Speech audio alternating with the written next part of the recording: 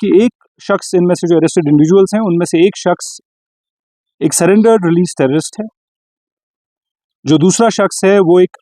और surrendered release terrorist का बेटा है, और जो थर्ड इंडिविजुअल है जो कि इसका मास्टरमाइंड लगता है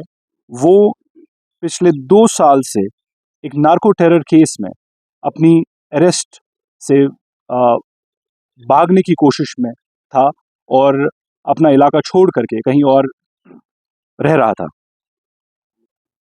आज हम सब लोग यहाँ पर मौजूद हैं आप लोगों को ब्रीफ करने के लिए एक इंसिडेंट के बारे में जो कि 7 जनवरी 2025 को हामरे पटन में हुआ।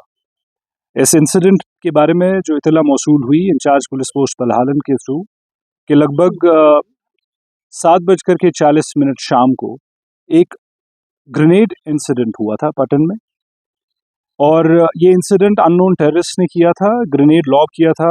163 TA प्रेमिसेस पर,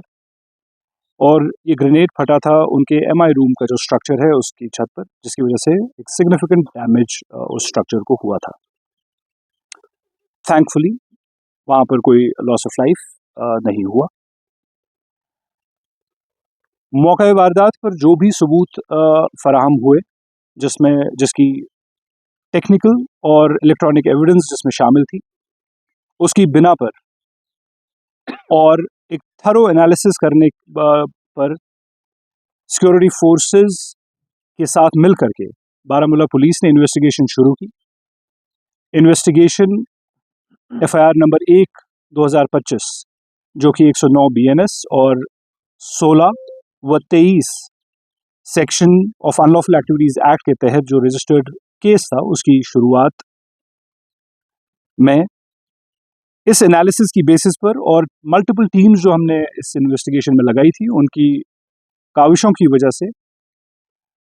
कामयाबी हासिल हुई और इस केस को सॉल्व कर लिया गया 24 घंटे के अंदर अंदर। 3 इंडिविजुअल्स इसमें अरेस्ट हुए और उनकी इंस्टेंस पर एक हैंड ग्रेनेड, एक AK सीरीज राइफल, एक पिस्टल, 256 AK राइफल के राउंड्स, 21 पिस्टल के राउंड्स बरामद हुए। हम दीदा दानिश्ता तौर पर आपके साथ इस वक्त मज़ीद तफसीलात नहीं शेयर कर रहे हैं क्योंकि एक्सपेक्टेड है कि जो ऑनगोइंग इन्वेस्टिगेशन इस केस की है उस पर असर पड़ेगा। मज़ीद गिरफ्तारियां और मज़ीद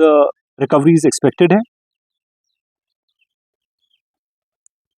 इस ज़िमन में